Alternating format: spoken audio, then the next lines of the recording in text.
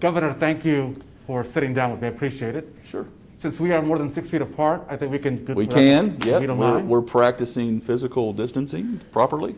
It has been an unprecedented year. Yeah. What have you learned in this time? That's a long list. Give me the list. Yeah. Well, I don't know so much as learned, but reinforced for sure, just how valuable teamwork is. Having the right role players in place, good team chemistry, that expertise is not just, it doesn't just show, but it is, we are dependent on it. And for every decision that we make, and when you're living through a global pandemic, an emergency that's ongoing, we're used to floods and tornadoes that come and go and cause a lot of destruction and some catastrophic, but we rebuild very relatively quickly. This has been 8 months and plus, and it's a grind. And so important around the world, certainly around the country, in Indiana, that teamwork is in place, that everyone's working off the same play. You can call audibles, you have to. The play changes on an hourly basis or a minute by minute basis.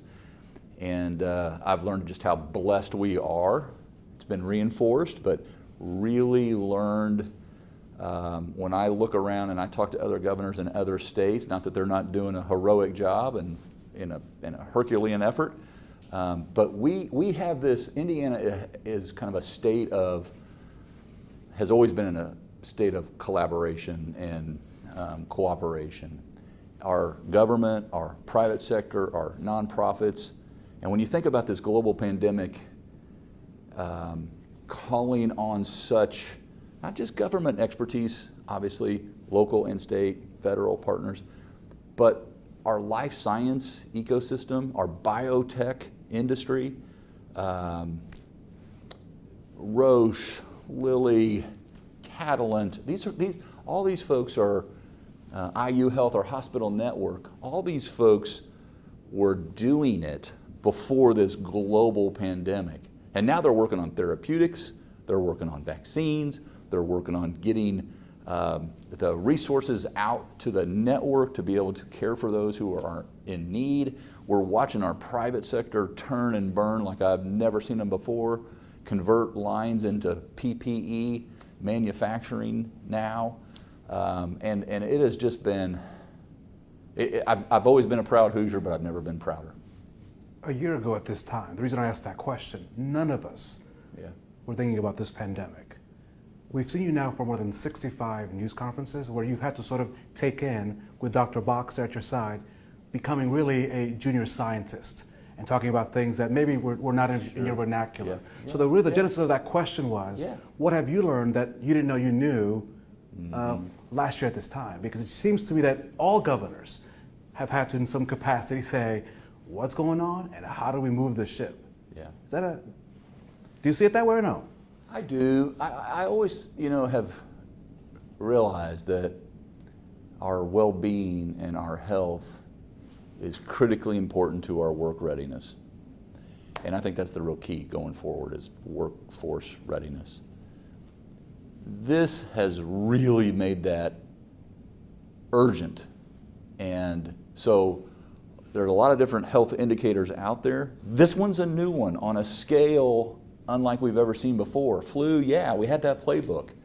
But this one has caused everyone, every sector, to stop and say, we got to rethink how we're building our product or marketing our product or selling, delivering our product. It's affected every sector. And to be able to do business in a new and safe way, that has built up citizen confidence, it's built up consumer confidence,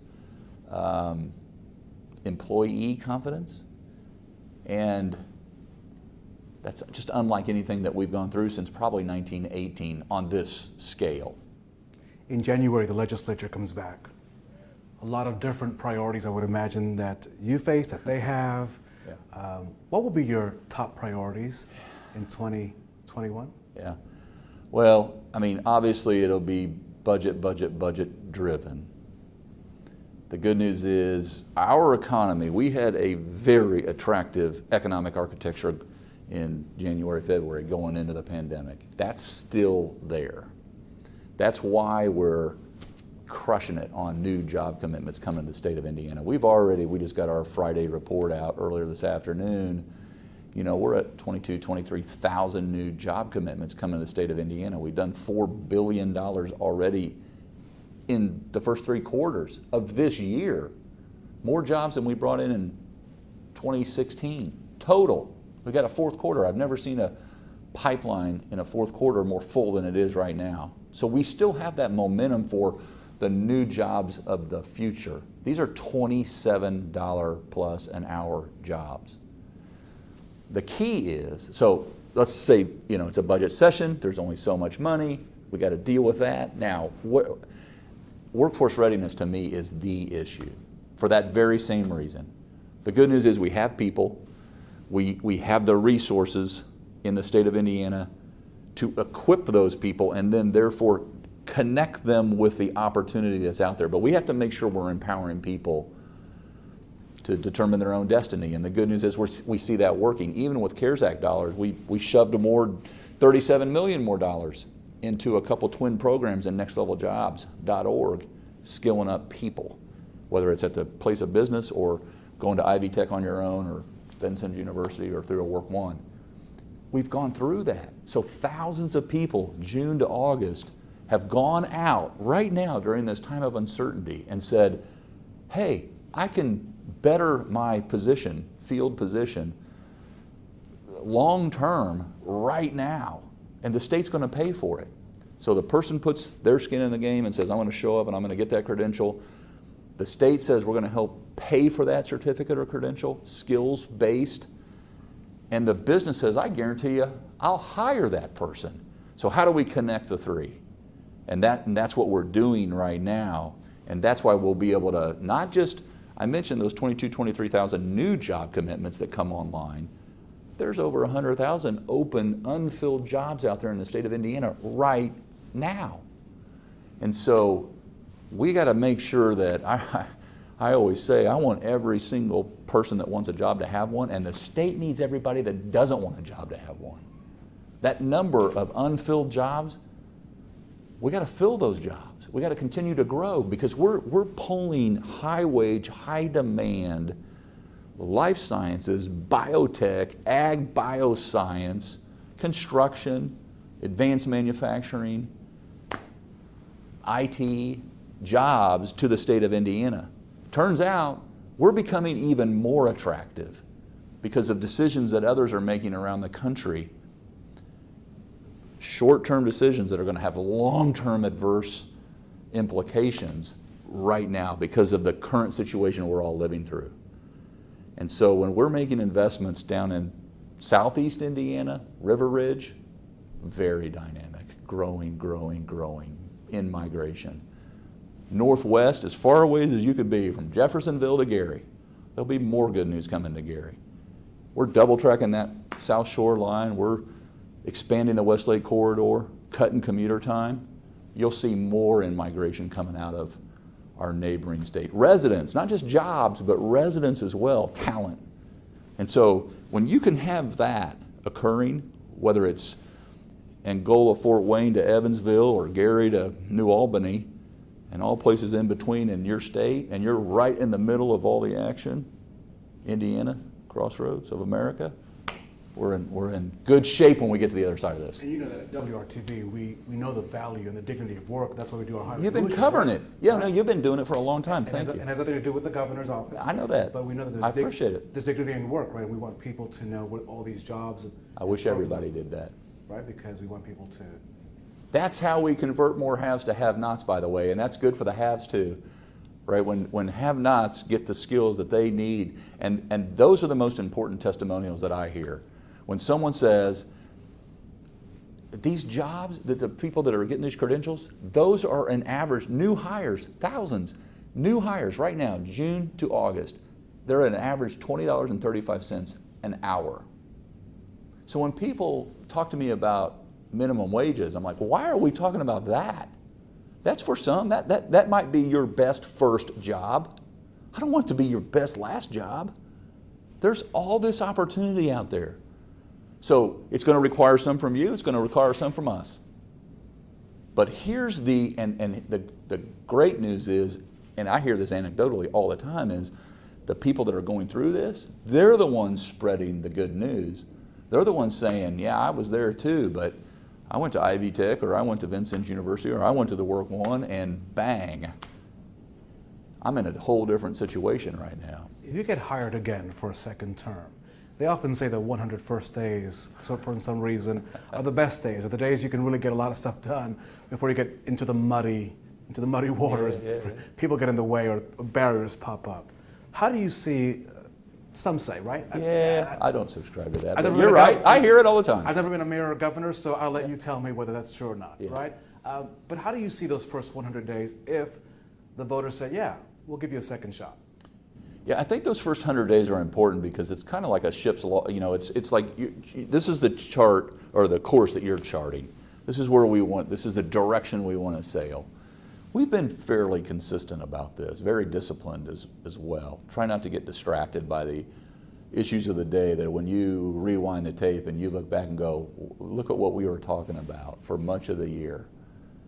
I try not to get distracted by certain issues of the day because I'm focused on, and very disciplined, focused on what we just talked about. How are we skilling people up? How are we strengthening our infrastructure system, the way we connect in every way, whether it's internet or roads or airports, waterports, etc. Are we doing all that we can, not just to skill people up, but to get folks off of certain addictions? And if they're abusing substances, how do we get them the help that they need to stay on that path to recovery and not just get on it, which is oftentimes a lot harder and a lot longer than imagined. Are we doing it in a civil way? Part of my job, I think, is lead by example and the tone that is set, and that's got to do with civility.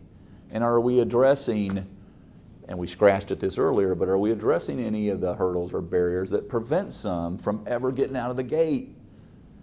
And fortunately, we've got a proven record that citizens can evaluate, make their own decisions.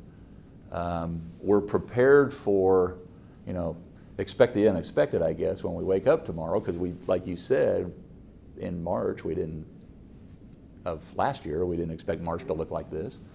But not only we've proven ourselves over 4 years, but we're prepared for the next 4. And what I mean by that is we've continued to be fiscally responsible, prudent, methodical, continue to make improvements. We don't run from challenge. If anything, some of the things I'm most proud of, I've spent a few minutes here just talking about jobs, jobs, jobs, and people, people, people. But to the extent that our private sector continues to grow and be successful, that allows us to do some other things, some things that are really hard, some things that other states would just shy away from. And I shared last week something I was really proud about, and that had to do with our Department of Child Services and becoming the best in the nation for foster care adoptions per capita in the country. We had to devote a lot more resources, dollars included, to the front lines, change a culture, and that translates to a better standing for kids, that their lives are going to be completely different. And we took on infant mortality as another example.